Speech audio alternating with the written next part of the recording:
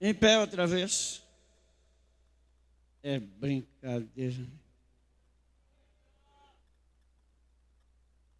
Soldado tem que ter canela forte. Meter sebo nas canelas para...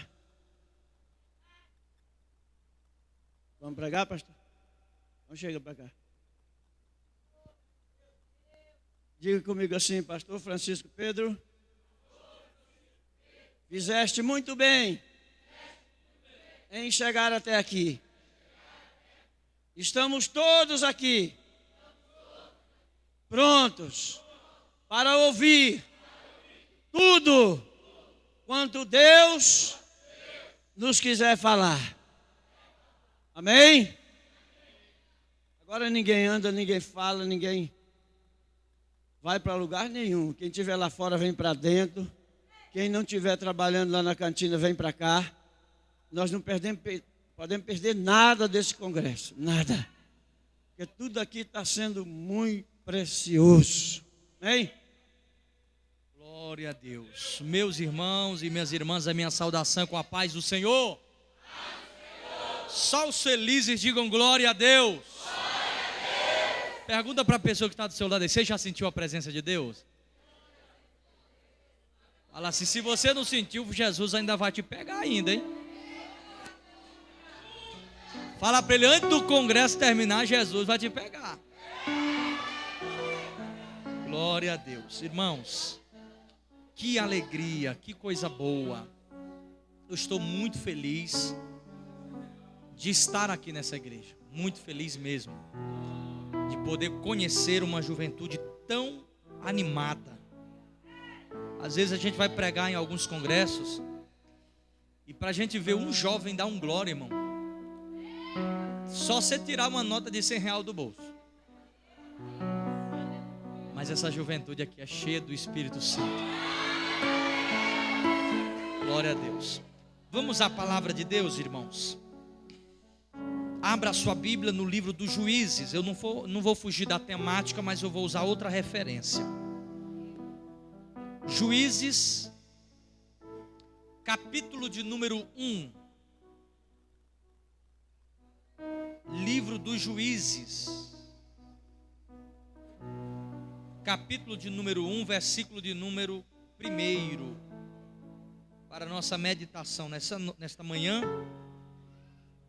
E enquanto você localiza a referência, eu quero dizer da minha gratidão a Deus e agradecê-lo pela vida do pastor desta casa, pastor Amado Gonzaga, presidente desta casa, desse ministério.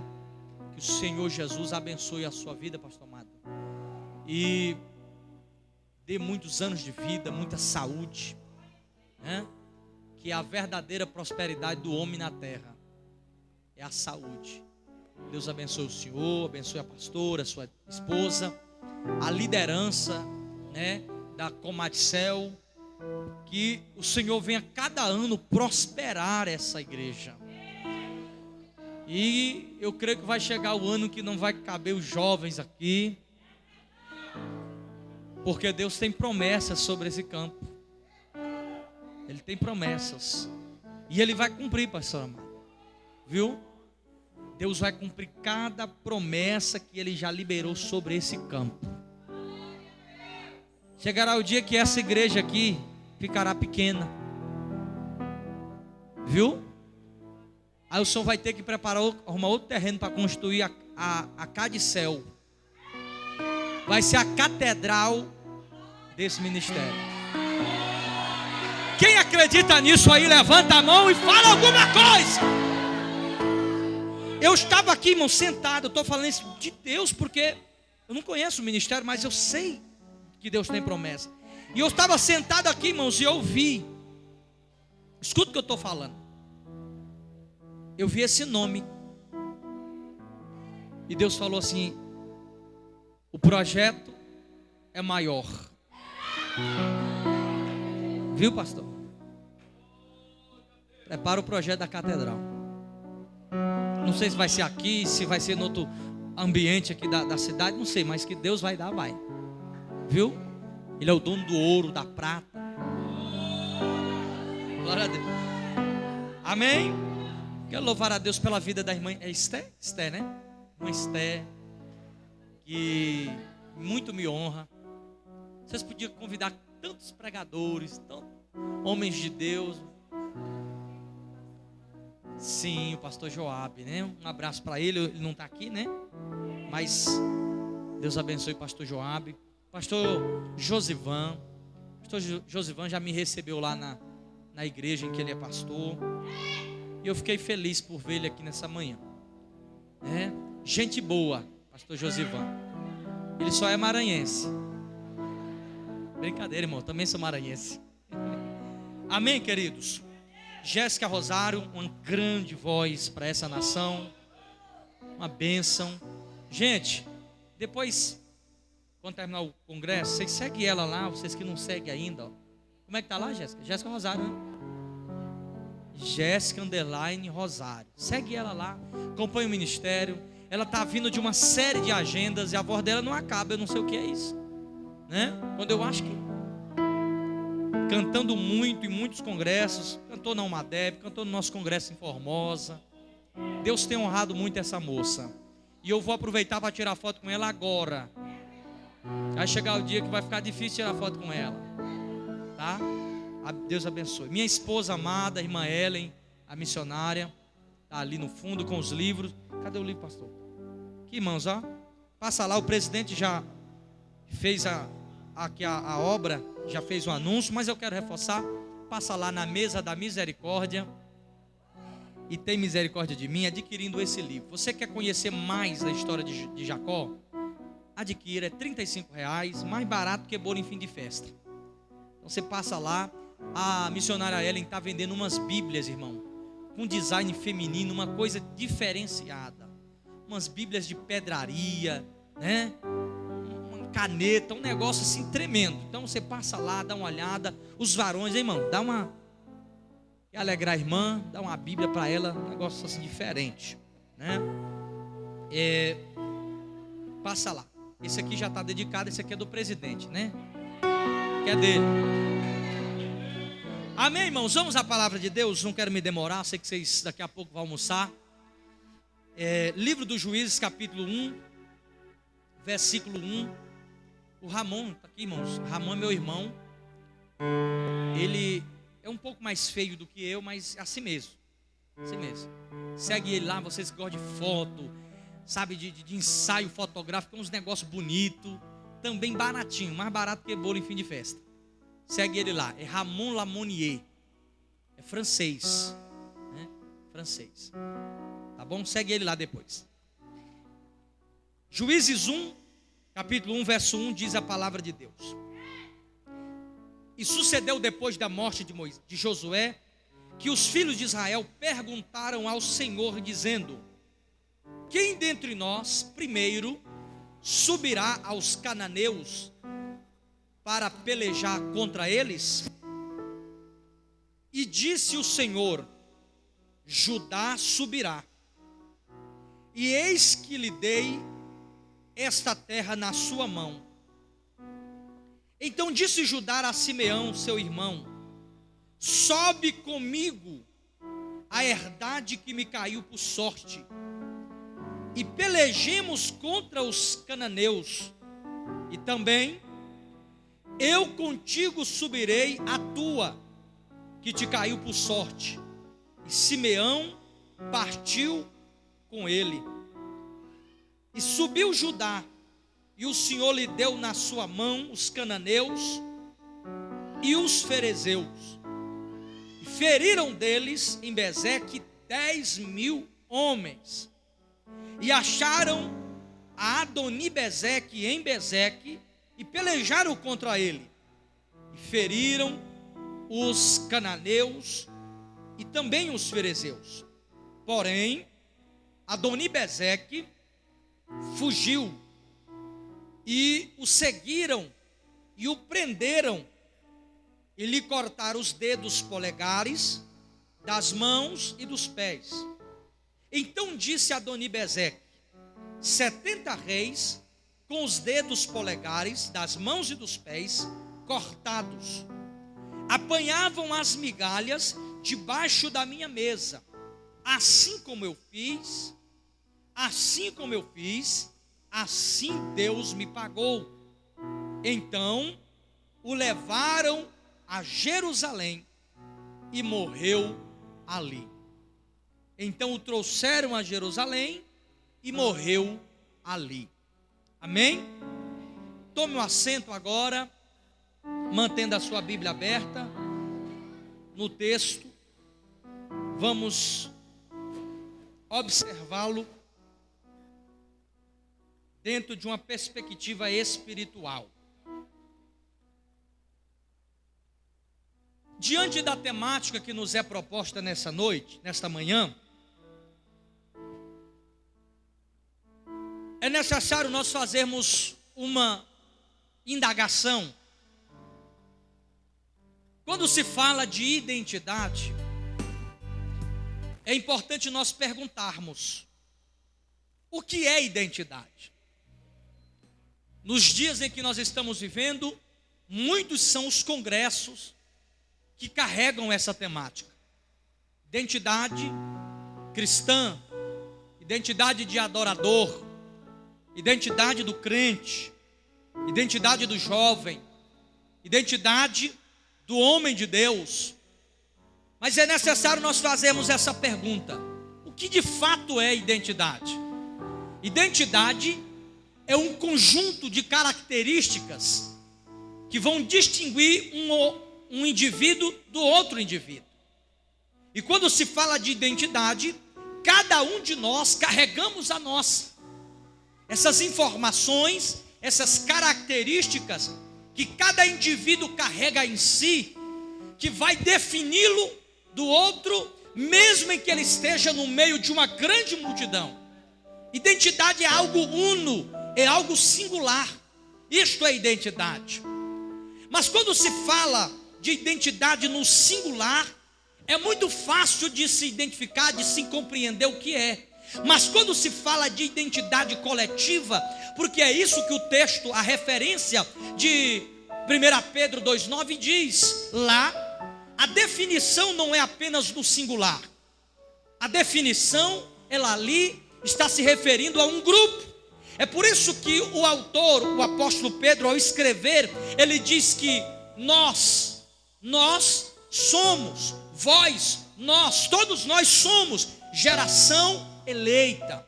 Veja que ele não está dizendo assim, o pastor Amado é isso, o pastor Francisco é isto, o pastor Josivan é isso. Não, ele está trazendo uma característica ou as características de um grupo de pessoas. Ele está afirmando que a igreja é a geração eleita, o sacerdócio real, o povo adquirido. Então, quando se fala de identidade no singular, é muito mais fácil de se compreender, porque as minhas características no singular, elas vão me definir. Por exemplo, eu gosto de uma determinada cor, eu tenho um determinado gosto, e isto vai me diferir das demais pessoas.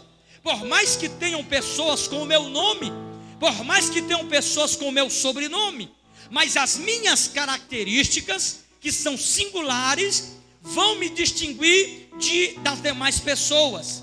Mas o que o apóstolo Pedro disse é que a identidade aqui não é uma identidade no singular. Aqui é uma identidade coletiva, ou seja, são características que vão identificar um determinado grupo, que nós entendemos que é a igreja. Quando eu falo de identidade, eu me lembro do que nós chamamos na sociologia, de identidade cultural. Cada povo, cada grupo, cada ajuntamento de pessoas possui uma identidade. E essa identidade cultural se dá dentro de alguns pontos, como por exemplo, para um povo ser considerado povo, ele precisa se encaixar dentro de algumas características. Um povo, para ser povo, ele precisa ter a sua língua própria, ele precisa ter os seus costumes, as suas festas, ele precisa ter aquilo que vai defini-lo como povo ou como identidade cultural. E quando eu falo de povo, eu preciso também entender que acima de tudo está uma coisa chamada terra, localização. Para um povo ser considerado povo, ele precisa ter muito mais do que apenas uma língua, do que apenas um costume, do que apenas uma festa. Ele precisa ter um lugar, ele precisa ter uma terra para que ele possa ser considerado um povo. E isto, Deus sabe tão disto, que Deus prometeu a Abraão, dizendo que um dia daria a Abraão uma terra. Porque quando Deus chama Abraão, Abraão era apenas um clã, era apenas uma família, era apenas um conjunto de pessoas que ainda não tinham a sua identidade definida. Quem olhava para Abraão, a família de Abraão, os rebanhos, a riqueza, entendia que Abraão era apenas um clã, apenas uma família. Mas Deus, sabendo que lá na frente Abraão se tornaria uma nação, e como eu disse, a identidade coletiva é diferente da identidade singular. Abraão precisaria de uma terra para se estabelecer, para fincar as suas raízes. Os descendentes de Abraão sabiam que eles precisavam de um lugar, e Deus, dentro desta perspectiva, vai prometer a Abraão dizendo: eu vou entregar aos teus descendentes uma terra, e vocês vão se estabelecer nesta terra. E quando vocês se estabelecer lá, vocês vão ser considerados um povo. Porque até agora vocês não são povo. Vocês têm uma língua, vocês têm os costumes, vocês têm as festas, mas vocês não têm a terra. A terra é que define o povo. Se o povo não tem terra, o povo não pode ser considerado um conjunto com características singulares. Não, eles precisavam de uma terra. E a Bíblia diz que Deus diz que vai dar, Deus promete. E nós sabemos que as promessas de Deus é como um combustível espiritual. Nenhum que está aqui nessa manhã não tem uma promessa. Todos nós temos uma promessa. Quando nós recebemos de Deus uma promessa, esta promessa serve como um combustível espiritual. Eu costumo dizer que se não fossem as promessas de Deus, talvez eu não estaria aqui nessa manhã. Mas a promessa de Deus, aquilo que Deus falou que iria fazer na minha vida, define, me dá o rumo, me dá uma direção. Eu não estou à toa, eu estou olhando para as promessas que Deus me fez.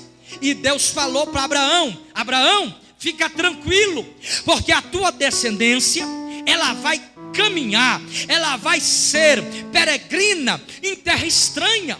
Mas após 400 anos, eu vou os trazer de lá, e eu vou estabelecer este povo, a tua descendência, em um lugar. E este lugar vai dar a eles o nome ou a definição de um povo. E foi justamente isto que aconteceu.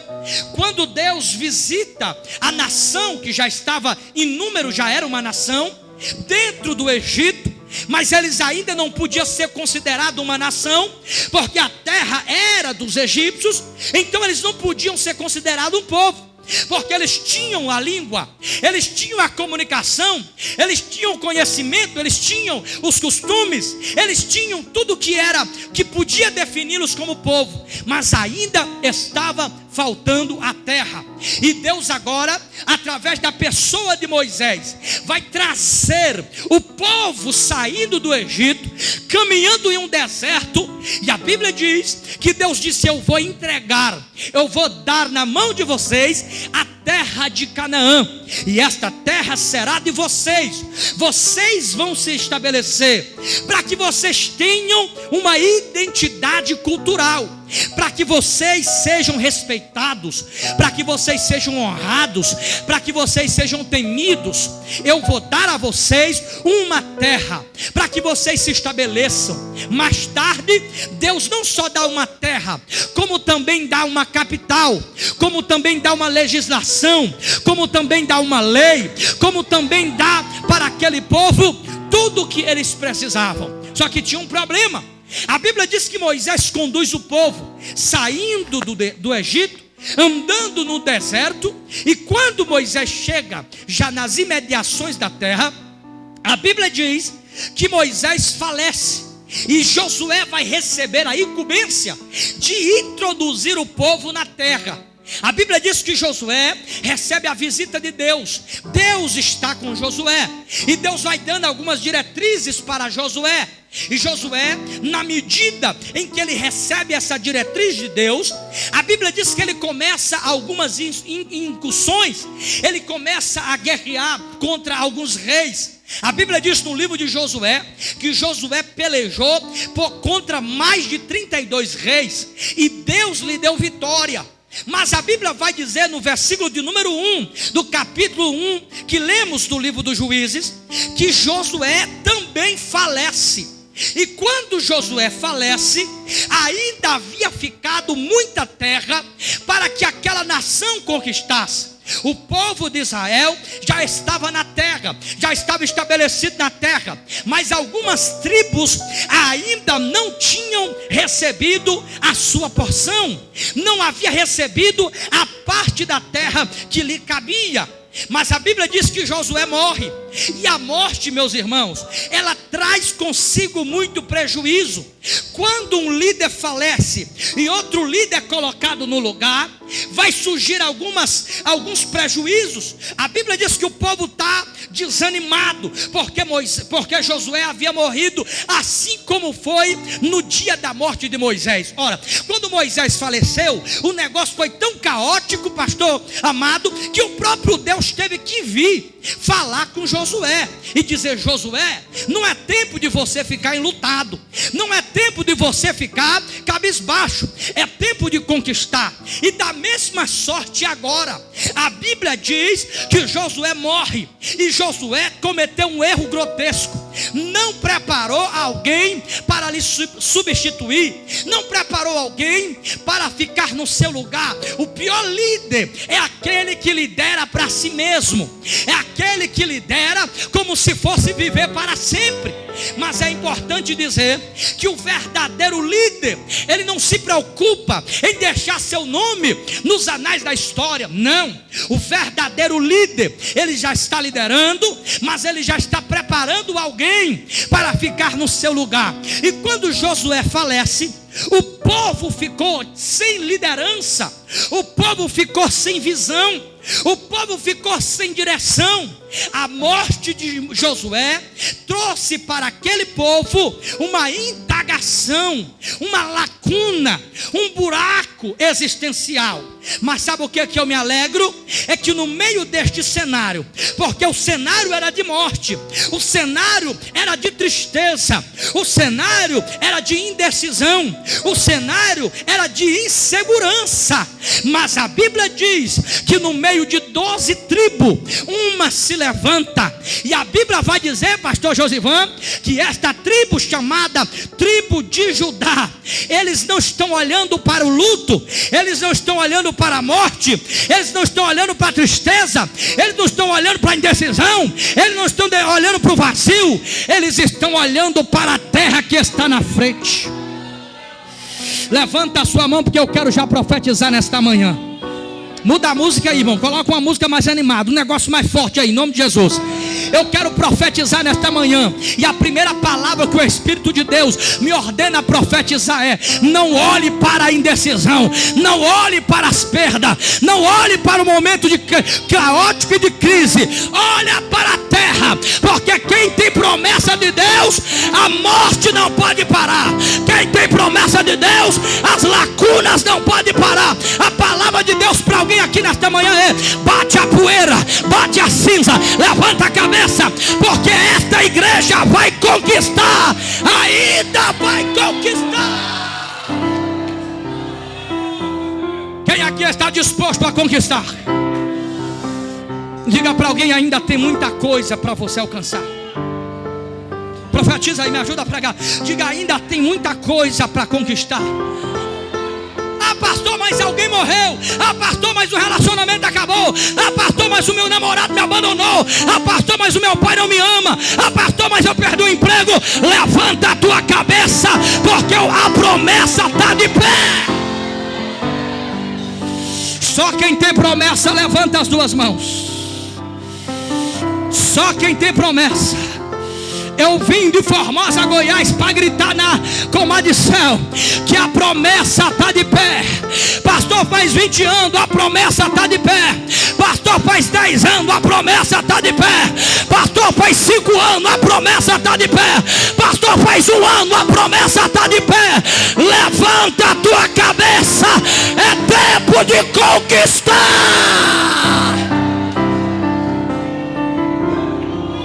É tempo de conquistar, meu irmão. O cenário é de morte, mas tem alguém olhando para frente. O cenário é de indecisão, mas tem alguém olhando para frente. O cenário é de desânimo, mas tem alguém olhando para frente. Porque quem tem promessa tem foco. Quem tem promessa não é refém de ambiente.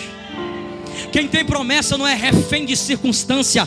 Eu vou repetir de novo. Quem tem promessa não é refém de ambiente, não é refém de circunstância, não é refém, aleluia, de situação. A situação pode não ser boa, a situação pode não ser favorável. Eu quero profetizar que Deus levantará homens como os da tribo de Judá. Enquanto 11 tribos está chorando a morte de Josué, Judá se levanta e diz: quem vai subir para conquistar? Quem vai subir para conquistar? Quem vai subir para conquistar? Quem vai subir para conquistar? Eu vou repetir até você dar glória. Quem vai subir para conquistar?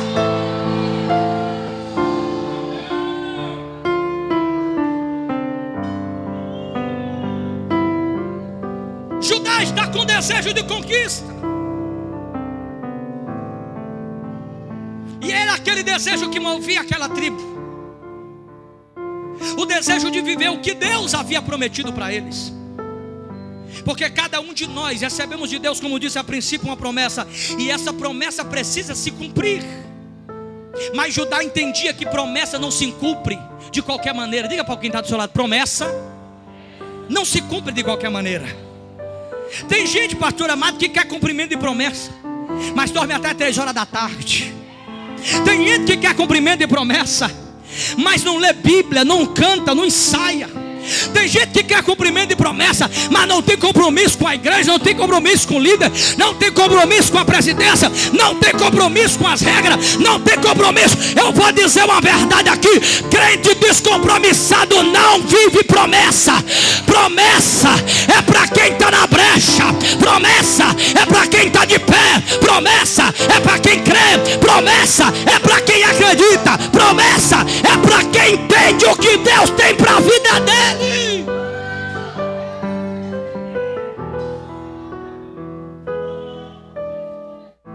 Não é de qualquer maneira.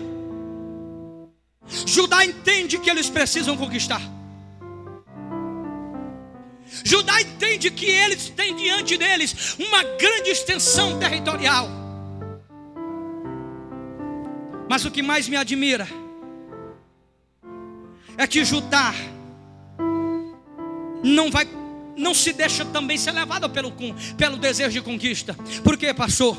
Porque o desejo de conquista não pode ser maior do que a dependência. O desejo de conquista não pode ser maior do que a direção de Deus. Judá quer conquistar, mas ela sabe quem tem a resposta para ela. A Bíblia vai dizer, acompanha comigo no texto. O texto diz, aleluia, que a tribo de Judá pergunta ao Senhor dizendo: quem dentre nós subirá primeiro para pelejar contra os cananeus?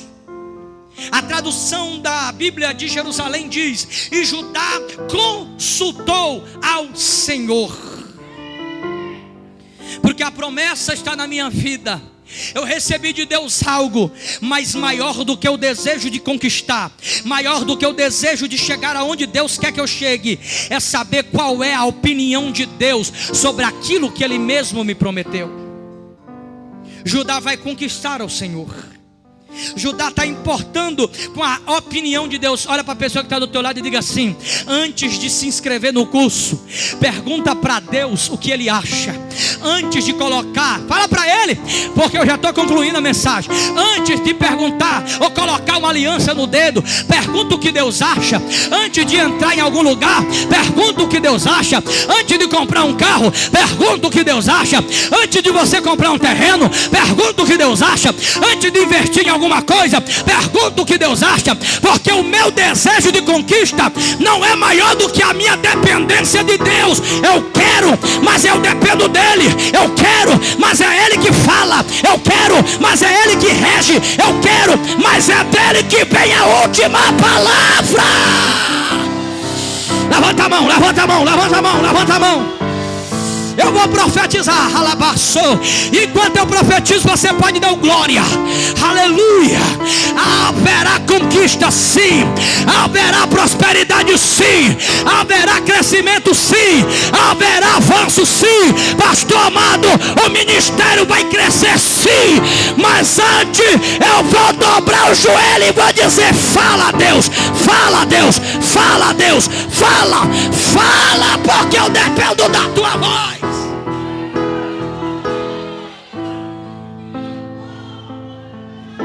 Tem alguém aqui que depende de Deus?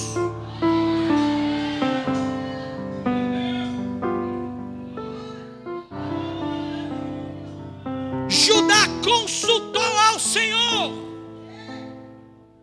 porque Judá entende que o princípio de um sucesso ministerial ou em qualquer área da vida não é baseado apenas nas minhas qualidades pessoais.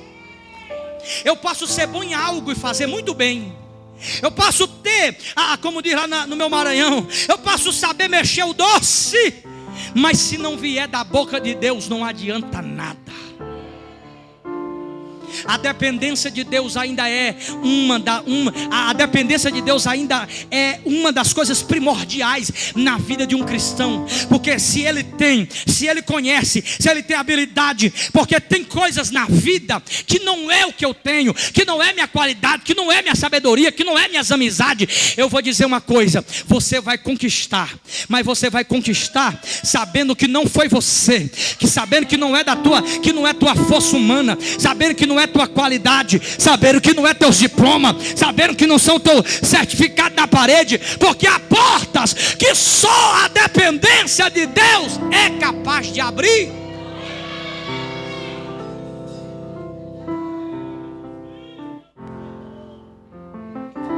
Judá vai clamar ao Senhor: quem é que vai, Senhor? Sabe o que eu fico abismado? É que não demorou uma semana, não demorou um mês, não demorou 7 anos. Na mesma hora, Deus respondeu.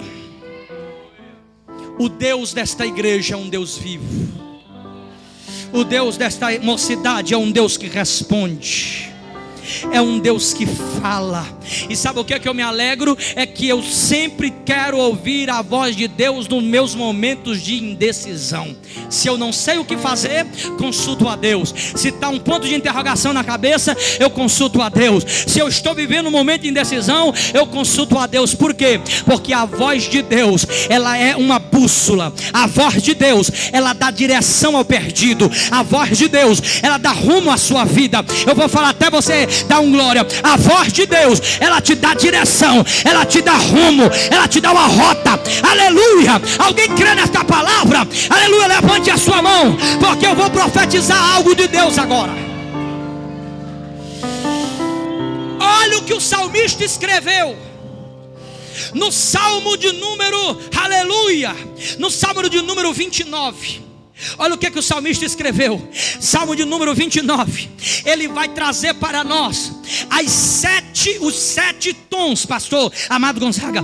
Ele vai trazer para nós os 7 tons da voz de Deus. Vou repetir, pastor, eu não sabia disso, vai ficar sabendo agora.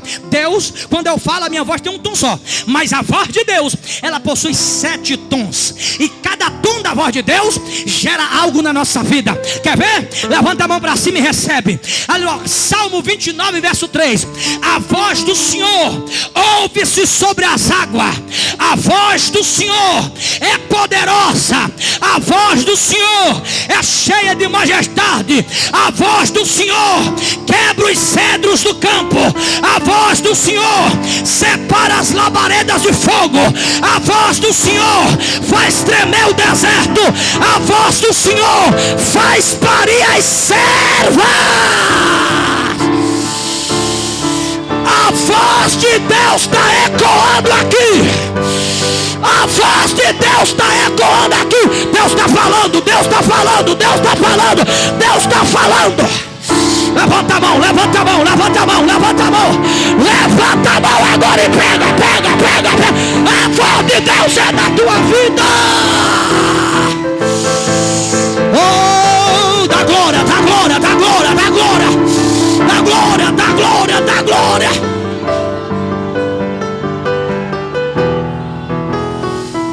É a voz de Deus. Quem fala é Ele. Quem fala é Ele. Quem fala é Ele. Quem ordena é Ele. Quem manda é Ele. Quem opera é Ele. Quem direciona é Ele. Quem prega é Ele. Quem canta é Ele. Quem lidera é Ele. Quem dá crescimento a Ele. É Ele nesta igreja.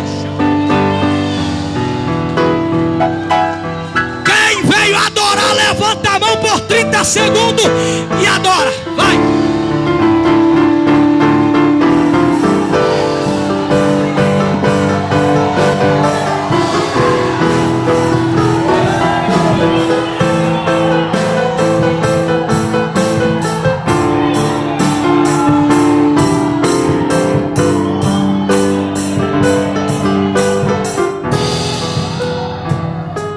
Diga para o irmão que está do teu lado: eu não sou levado pelo que a TV diz. Eu não sou levado pelo que o Correio Brasiliense diz. Eu não sou levado pelo que o jornal da fofoca da cidade diz. Quem rege a minha vida ainda é a voz de Deus.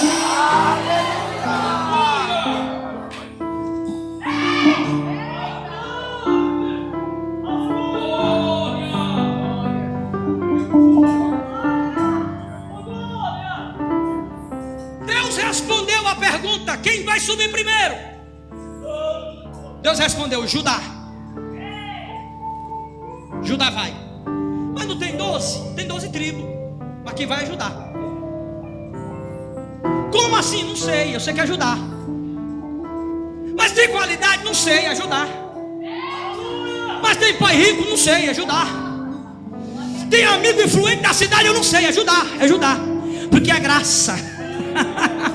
Diga para o teu irmão: você não está aqui porque você é bonito, que você é rico, que você é milionário, que você tem dinheiro, anda de carro zero, anda de Land Rover. Não, você está aqui, é graça. É graça. É graça de Deus.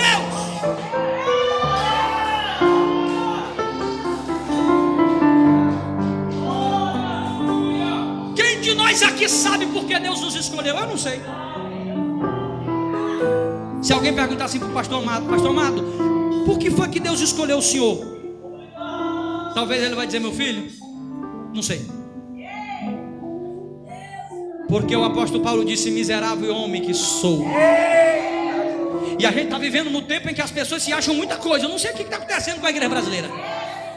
Eu preciso falar uma verdade aqui agora. Tem gente se achando a última bolacha do pacote, irmão. Tem gente se achando a última Coca-Cola do deserto com 50 graus de calor. Mas vamos olhar para a Bíblia, como é que os homens da Bíblia se comportavam. Jó, o homem que se desviava do mal e que foi testemunhado pelo próprio Deus, ele disse: eu sou pó e cinza.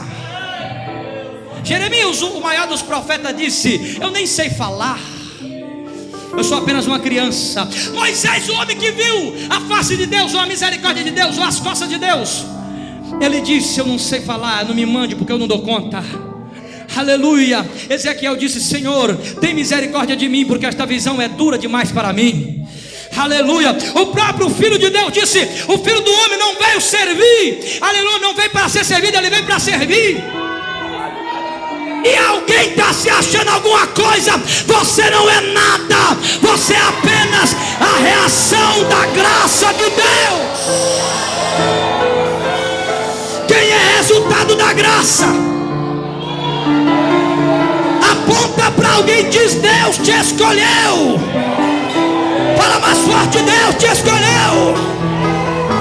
Não sei porquê, não sei, mas Ele escolheu. E quando Ele escolhe, está escolhido.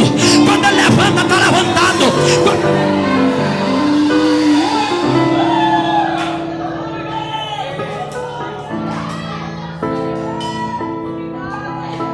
Mas tem um problema. Às vezes a voz de Deus não é suficiente. Porque Deus diz que é Judá que vai, mas a Bíblia diz, olha o verso seguinte, versículo de número 3. O Senhor disse no 2, diz o Senhor: Judá subirá, e eis que lhe dei a terra na sua mão. Mas no 3 acontece uma coisa estranha. Então disse Judá a Simeão seu irmão: sobe comigo a herdade que me caiu por sorte. Qual é o problema de Judá? Judá perguntou, Judá ouviu a voz de Deus, Judá ouviu a confirmação de Deus, mas a confirmação de Deus não foi suficiente para eles crerem que eles eram capazes de conquistar, a ponto de convidar Simeão para subir junto com ele. Só que tem um problema: nós devemos ser muito vigilantes em quem escolhemos para entrar na nossa vida. E quando eu falo disso, eu me lembro de casamento. Quem aqui quer casar e quem é solteiro ainda? Vocês querem morrer solteiro, gente? Eu não estou falando que é hoje não, gente. Estou falando que quem quer casar um dia aí, não sei. Levanta a mão aí, só os que querem casar algum dia da vida.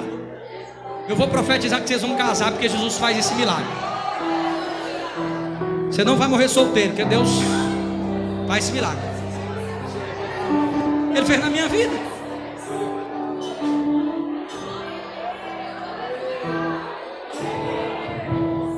Um dia um pastor disse para mim: Francisco, você não escolhe em que família nasce, não escolhe que pai tem, não escolhe que mãe tem, não escolhe que irmão tem, mas o casamento Deus deixa tu escolher. E às vezes a gente ainda entra pelo cano, viu, irmão? E esse negócio de casamento de crente, como diz a Bíblia, até a morte separar. E vai que a morte não vai muito com a cara da outra pessoa, é complicado esse negócio. Aí você vai ter que ficar até o finalzinho, viu? Bonitinho, entrega sua carteirinha e fala: Jeová, cuidei até aí, tá aí, Senhor. Judá convida Simeão para subir. Só que Judá não sabe que lá na frente ele vai ter problema com Simeão. Por quê? Por causa da terra conquistada. Simeão vai começar uma briga com Judá por causa da terra que vão conquistar. Deus disse: é Judá que vai, mas Simeão está querendo colocar, como diz lá no Nordeste, fazendo uma gambiarra, um gato. Tem gente que a vida é cheia de gato espiritual. Você é capaz de viver o que Deus falou que você vai viver. A resposta de Deus tem que ser o suficiente. Você pode sim. Não faça como aquele barco que estava no navio. Quando Jonas chegou lá, eu acho que o capitão feliz, chegou mais um passageiro, mas o capitão do barco de Jonas não sabia que aquele Jonas ia dar tanto problema para ele, que se soubesse, talvez ia ter dito: acabou os ingressos, não tem para onde entrar mais. Quando Jonas entra naquele barco, ele causa tempestade.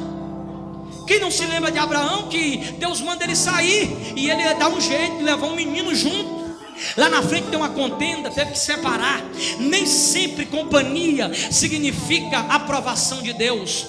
Tem gente que anda em grupo parecendo uma codorna, um pato, mas ele não tem visão, não tem direção, não sabe onde chega. Eu não estou dizendo que você tem que andar sozinho como se fosse o mais santo do mundo, mas nós temos que entender quem entra na nossa vida e nos nossos projetos.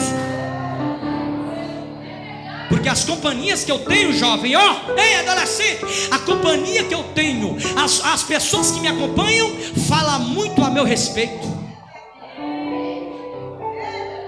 Na escola os meninos ficavam tudo bravos comigo, que ele dizia: esse cara é Bíblia, é o Bíbliazinha, é tudo dele igreja, tudo dele é isso. Rapaz, ou você pode dar comigo, tem que ser assim, ou você gosta de Bíblia, ou então saca fora. Porque eu tenho foco. Quem tem foco aqui? Judá peleja junto com Simeão, 10 mil homens eles matam. Mas a Bíblia diz que eles se deparam com um inimigo terrível. E aqui começa a mensagem, eu vou terminar ela agora. Eles vão se deparar com um rei cananeu chamado Adoni-Zedeque, ou melhor, Adoni-Bezeque. Esse rei é um rei cananeu. Ele era rei de uma cidade que possuía seu nome, o seu nome. E quando Judá se depara com esse homem, esse rei chamado Adoni-Bezeque, e o seu nome significa Senhor de deserto, deserto significa relâmpago. Judá percebe que no meio da batalha, o líder, o cabeça, ele foge da guerra. Mas Judá entende que não adianta fechar as brechas e abrir um portal. Não adianta cuidar de algumas coisas se não cuidar do que é necessário. Judá entende que nós não podemos deixar o cabeça fugir. Foi atrás de Adoni-Bezeque. E a Bíblia diz que esse homem, este rei, ele tinha um costume estranho. Qual era o costume dele? Ele era um rei terrível. Quando ele entrava em um lugar, quando ele conquistava uma cidade, ele fazia algo com seus inimigos. Uma característica somente desse homem que não foi visto em outro lugar da Bíblia. Ele era conhecido como aquele que apontava os dedos polegares das mãos e dos pés. Pastor Francisco, por que Adoni-Bezeque era o rei que cortava os dedos polegares dos pés e das mãos? Porque Adoni-Bezeque é um tipo de diabo da Bíblia. Ele é o tipo de Satanás. É a liderança que tipifica o próprio diabo. E por que Adoni-Bezeque cortava os polegares das mãos e dos pés dos seus inimigos quando eles venciam? Porque sendo ele um tipo de diabo, sendo ele um tipo de liderança, ou o próprio governo de Satanás, quando ele cortava os dedos polegares das mãos e dos pés, ele roubava 3 coisas da pessoa. Pergunte para mim, quais? Eu não respondo. Pergunte mais forte como quem quer almoçar daqui a pouco. Pergunte quais? A primeira coisa que o Adoni-Bezeque roubava de quem ele cortava os dedos polegares era a habilidade. Quando você pega uma espada ou qualquer coisa, você precisa do seu dedo polegar para ter firmeza. Quando Adoni-Bezeque entrava em um lugar e vencia seus adversários, ele cortava seus dedos polegares. E quando ele cortava o dedo polegar dos pés e das mãos, ele fazia com que aquela pessoa nunca mais tivesse a habilidade de empunhar uma espada novamente. Nós estamos vivendo o tempo em que o diabo, o Adoni-Zedeque da nossa geração, do nosso tempo, ele tem roubado as habilidades das nossas gerações, a habilidade de nossos jovens. Como assim, pastor? Como é que o diabo rouba a habilidade de um jovem? Vou explicar. Tem voz bonita, canta bem, começa a louvar na igreja. Daqui a pouco alguém diz: eu preciso investir em você. Só que é o seguinte: para você viver, para você receber um investimento, você precisa parar de cantar esse negócio de música da igreja. Você tem que cantar das músicas. E aí o diabo vai roubando a habilidade da juventude. Não é poucos os exemplos de pessoas que começaram a cantar dentro da. Quantos cantores que estão no mundo hoje começaram a cantar na igreja? Quantos homens e mulheres que têm uma voz linda, maravilhosa, começaram a cantar aqui, hoje estão em cima de palcos, hoje estão longe de Deus. Adoni-Bezeque cortou os seus polegares, arrancou a sua habilidade. O que ele tem agora é apenas habilidade para fazer o mundo se entreter. Mas eu quero profetizar, e a mão levantada recebe desta geração e desta juventude: Satanás não vai roubar as suas habilidades, porque a sua voz é só dele, é só para ele, é só dele, é só para ele, é só dele, é só para ele. Só que concorda que a sua voz é dele, é só para ele, só louva ele, só canta ele.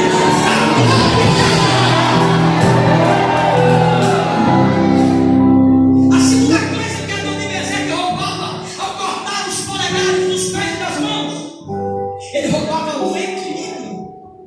Você sabia que sem os seus polegares dos pés você não consegue ficar em pé? O diabo tem roubado o equilíbrio da minha geração. Muitas pessoas não conseguem mais firmar na igreja. São sempre, em algum momento canta, prega, daqui a pouco libera, daqui a pouco está frio, está longe.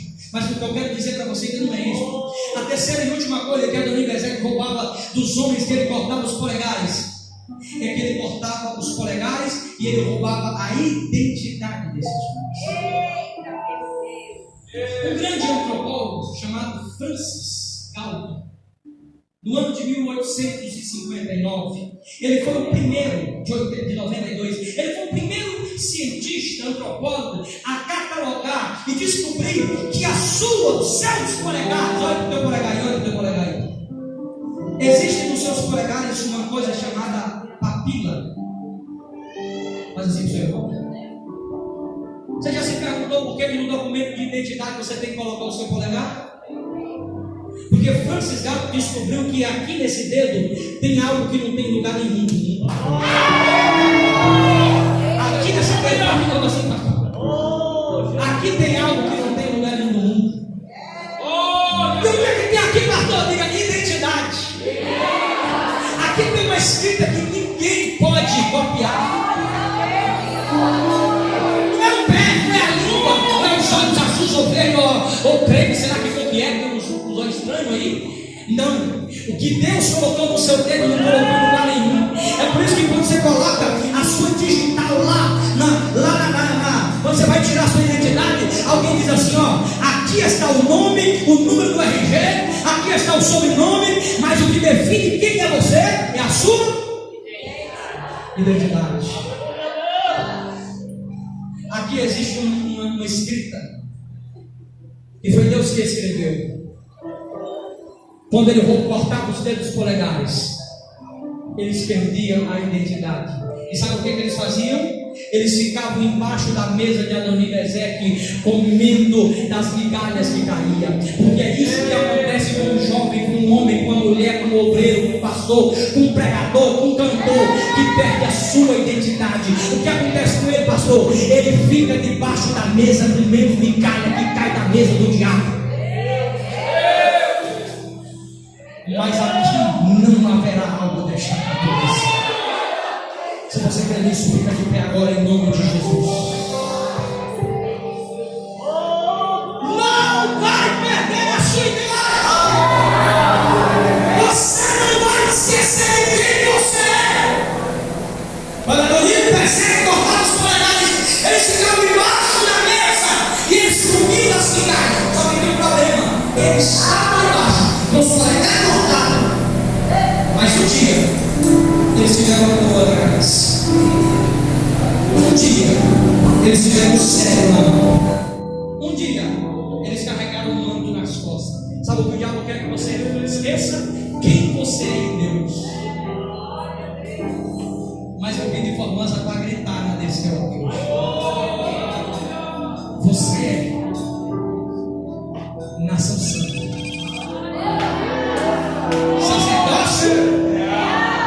Você é sacerdócio? Povo adquirido! Olha para o teu irmão e diga: você não nasceu para comer migalha. Você não nasceu para viver de favor. Você não nasceu para viver na miséria. Você é descendente do rei, do rei, do rei, do rei. Eu vou dizer até alguém agora, mas alguém deve estar saindo.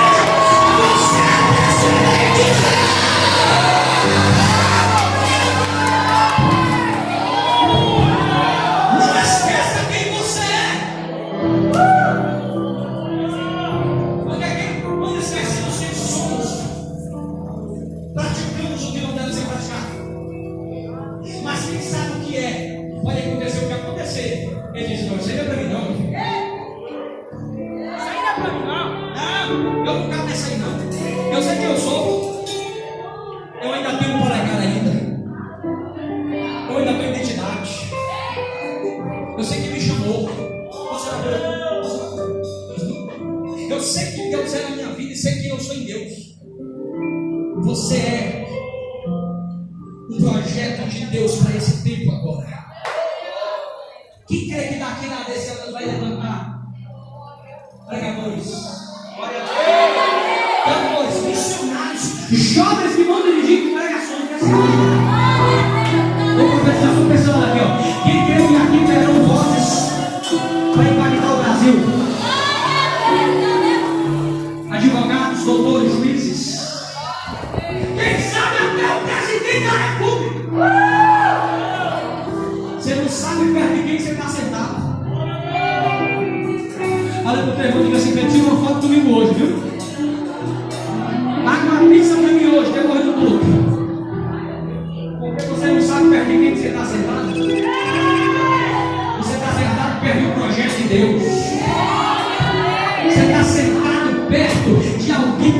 nasceu para ser um vencedor.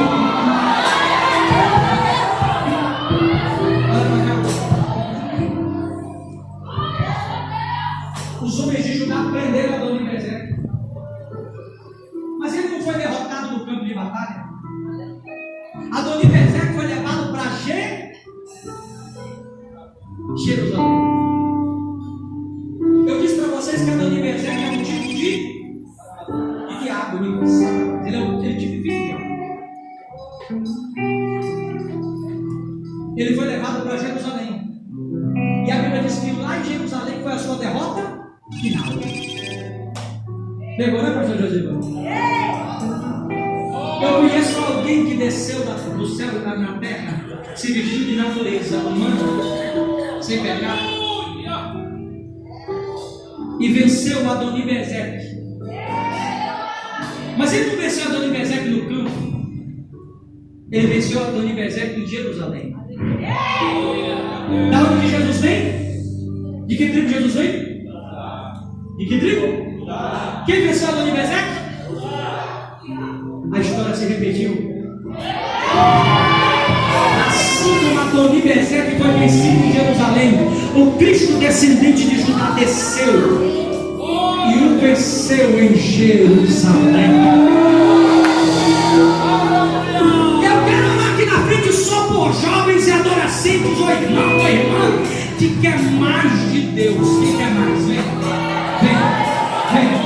Mas hoje eu não penso. Mas já vem dentro do glória. Pode chegar mais na frente.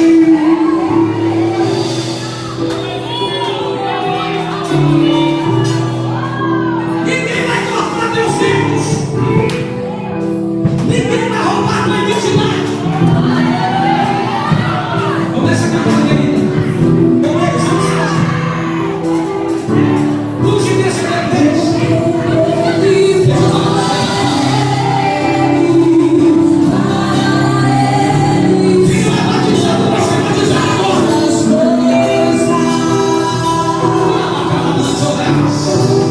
Porque dele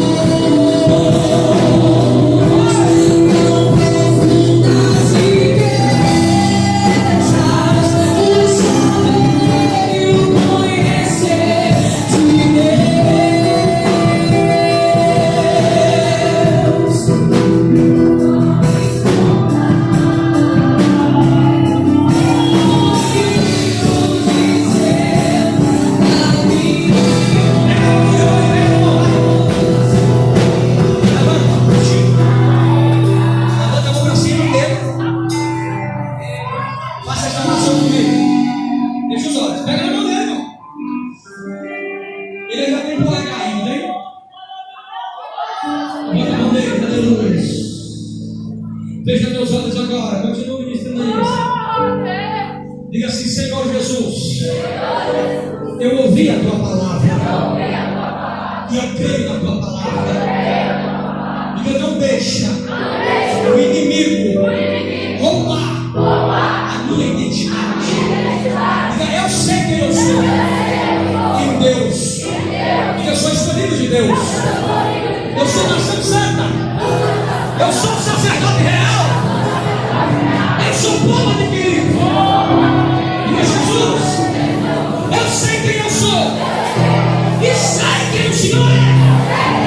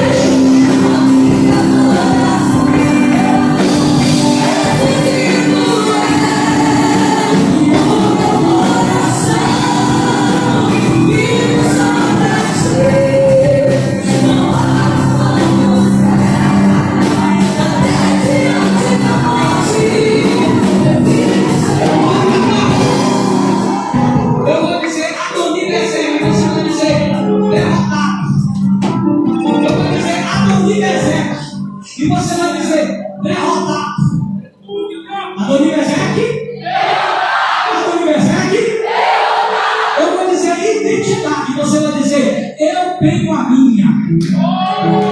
No 3 você vai dar um. Quando eu falar identidade, você vai dizer: